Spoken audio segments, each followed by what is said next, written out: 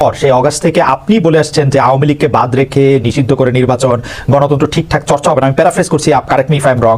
প্রধান উপদেষ্টা ডক্টর মোহাম্মদ ইউনূসও সম্প্রতি সরাসরি বলেছেন বিএনপি যেহেতু চায় না সেহেতু আওয়ামী লীগকে নিয়েই নির্বাচন হবে। আওয়ামী লীগ নিয়ে আপনাদের এই অবস্থানের কারণ কি? প্রতিপক্ষের নিষ্ক্রিয়তার আমার মনে হয় এই জায়গায় বলতে বাধ্য হচ্ছি, যে প্রফেসর ইউনূস সাহেব সঠিক, আমরা যেটা বলেছি সেটা সঠিকভাবে তিনি প্রেজেন্ট করেন নাই।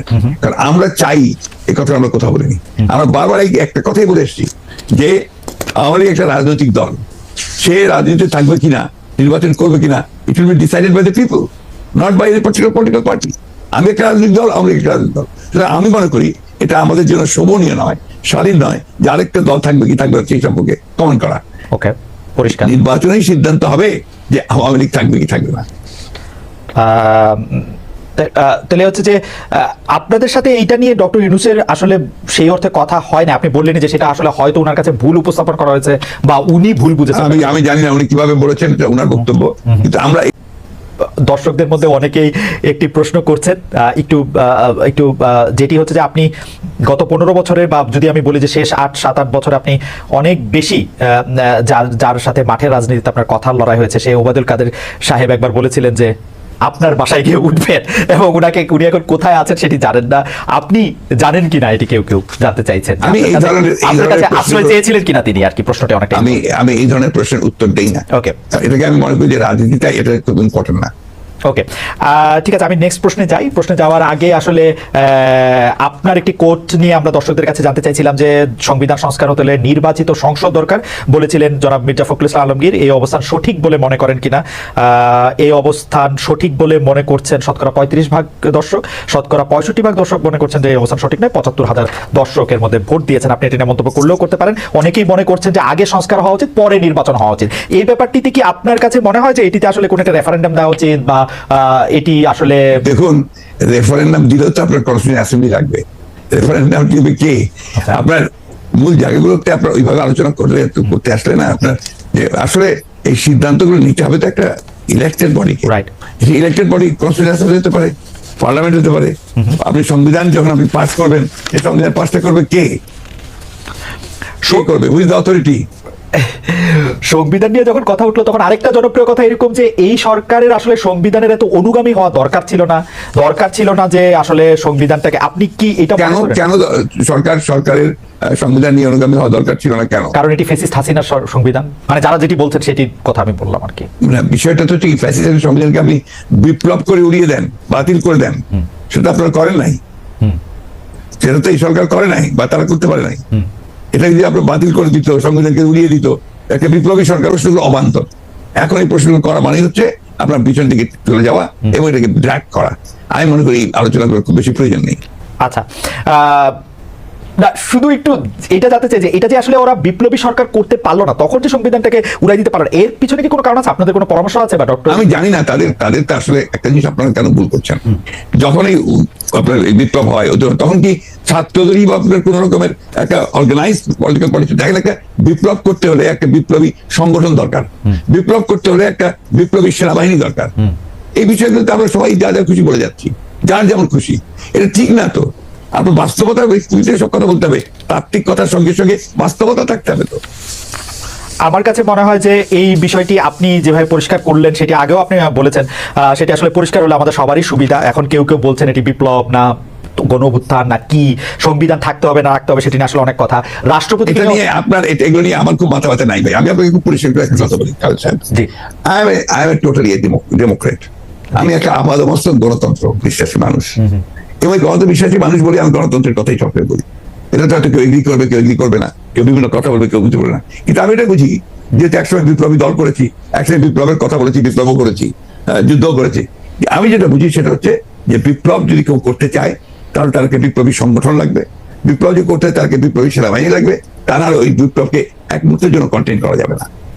ওকে, আপনি গণতন্ত্রের কথা বলেন বলেই আপনার কাছে আসলে আমাদের প্রশ্ন বারবার যে আপনি সব মানুষের সমান অধিকারের কথা, গণতন্ত্রের কথা বলতে গিয়ে আপনি সব মানুষের সমান অধিকারের কথা বারবার বলছেন, সবার নিরাপত্তার কথা বলছেন, অথচ শাহবাগে সোমবার আন্দোলনরত সনাতনীদেরকে যুবদলের নেতৃত্বে লাঠিসোঁটা দিয়ে ধাওয়া দেওয়া হয়েছে বলে আমরা পত্রিকায় পড়েছি।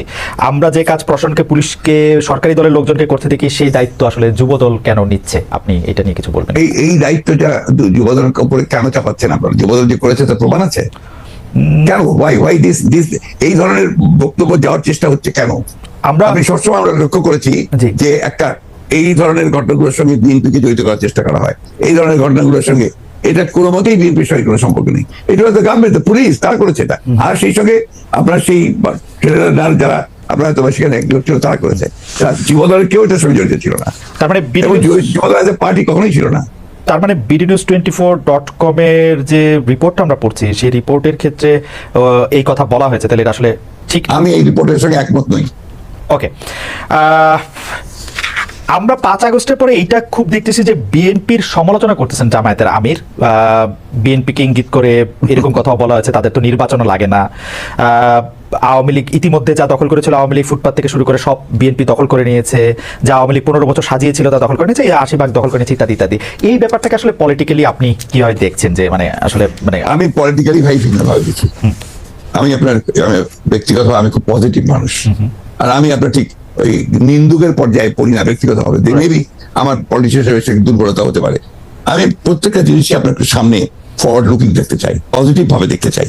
তো সেই কারণেই আপনার জামাত ইসলাম কি বললো না বললো, কবে কি বলেছে না বলেছে, এইগুলো আমি খুব বেশি দেখি না। আপনাকে আমি সত্য কথা বলছি।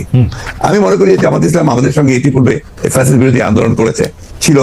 তারা যদি আমরা যুগপৎ আন্দোলন করেছি, তারা যদি আমাদের সঙ্গে আবারও থাকে এবং করে, তখন আমরা সেগুলো চিন্তা করে দেখবো যে তাদের সঙ্গে আমরা কাজ করতে পারবো কি পারবো না। তো জামাত ইসলামের সঙ্গে এই যে একটা বিরোধ সৃষ্টি করার চেষ্টা, বা অন্যান্য দলগুলোর সঙ্গে বিরোধ সৃষ্টি করার চেষ্টা, গণতান্ত্রিক দলগুলোর সঙ্গে বিরোধ সৃষ্টি করার চেষ্টা, এটাকে আমি মনে করি এটা বোধহয় গণতন্ত্রের জন্য খুব শুভ নয়।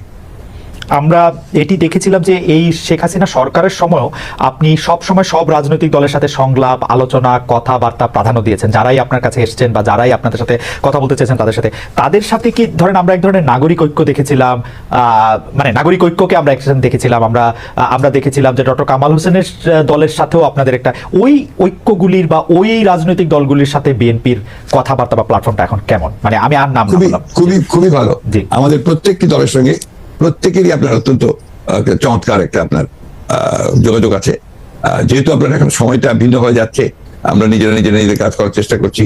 আন্দোলন যেহেতু নাই, যুবপৎ আন্দোলনের বিষয়টা নেই, but we are in touch always. আজকে তো মোস্তফা মসির মন্ত্রীর সঙ্গে আমার কথা হয়েছে। আপনার গতকাল গণতন্ত্র মঞ্চের প্রায় সকলের সঙ্গে বসে আমরা কথা বলেছি, আমরা অফিসে বসে কথা বলেছি।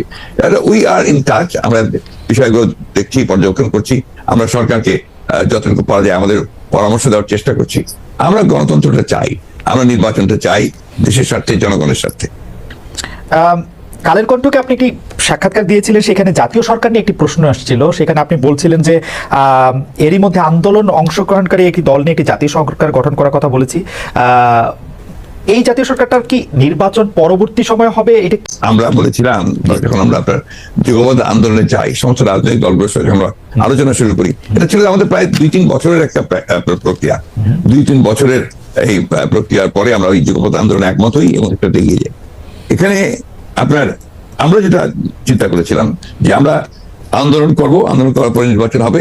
সেই নির্বাচনে আন্দোলনকারী দলগুলো যারা পার্লামেন্টে আসবে অথবা আসবে না, একটা আপনার জাতীয় সরকার গঠন করা। এই জন্য আমরা যে 31 দফা দিয়েছি, এই 31 দফাকে বাস্তবায়ন করার ব্যাপারটা আমাদের একার পক্ষে খুব ডিফিকাল্ট হবে। সমস্ত দলগুলোকে সম্পৃক্ত করে আমি মনে করি যে আপনার এই ক্রাইসিস পিরিয়ডে, যখন একটা চ্যালেঞ্জিং পিরিয়ড আসে, তখন